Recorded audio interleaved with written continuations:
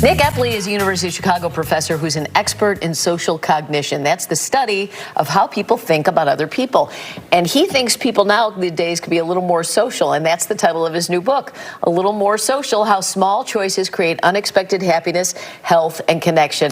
He joins us now. Good to see you. Good morning. Thank you so much for having me here. So we were talking a little bit before we went on the air. You would think that people that are lonely, if they could communicate to other people on the computer, maybe that's social, and that would be a good thing, but that's not being social, is it? So technology gives us a lot of opportunities to start connections with other people, but not really to maintain or build them. That really happens a lot in real life when we're using our voices, when we're in front of each other, when we're in dynamic exchanges.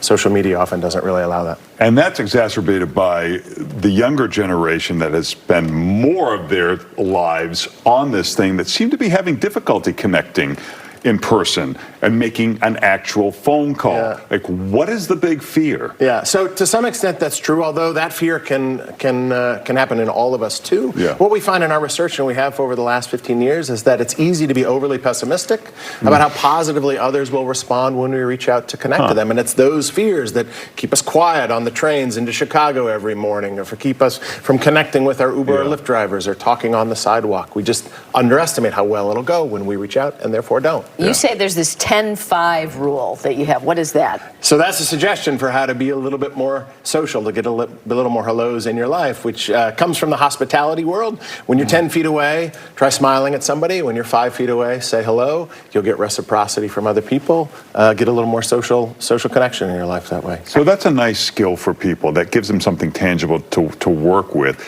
Is the reason that these people are this way because, is it a genetic thing? Is it learned behavior that they feel like, yeah, I'm not good enough, nobody's going to like me?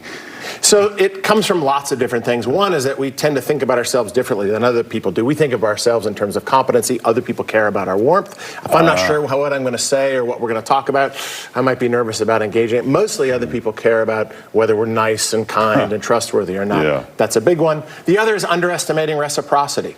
As we think when I reach out to you, almost anything can happen. Mostly when I reach out to you, you tend to reach back to me, particularly when it's one-on-one.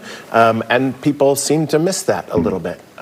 I remember my mom always telling me, no one's thinking about you as much as you think they are thinking about you. Right. Does that still hold true? Is that what you're That's still very much hold true. That phenomenon has in fact been demonstrated by my PhD advisor, Tom Gilovich. It's known as the spotlight effect. Really? We tend to think other people are paying more attention to us than other people actually are. It is the most liberating result in all of behavioral science. Relax. Nobody cares about you quite as much as you fear. So another one of these skills is the compliment walk, which I think is self-explanatory. You give compliments. Now, see, like where you're from in Iowa, that would probably go over really well. On the CTA, maybe how do we navigate this? You might be surprised. So one thing we find is when we ask people, how often do you have a kind thought to your mind, come to your mind that you don't express? They say about a third of the time. Right? So we sometimes keep our kind thoughts to ourselves. If you walk around just paying attention to other people a little bit more, you'll notice opportunities to engage with them that you might otherwise be overlooking or reluctant to express. Well, it's interesting you say that because I think when there's a context to give a compliment, it's a little bit easier. Like I would give more compliments on the basketball court because there's something to compliment. If I'm just walking down the street, it just seems creepy. You might be surprised. You might be surprised. When I walk from the train to my office, I often see folks wearing a suit that looks nice or a dress that looks nice or somebody in the front yard that I think is neat or, you know, and it's easy to find them once you start looking.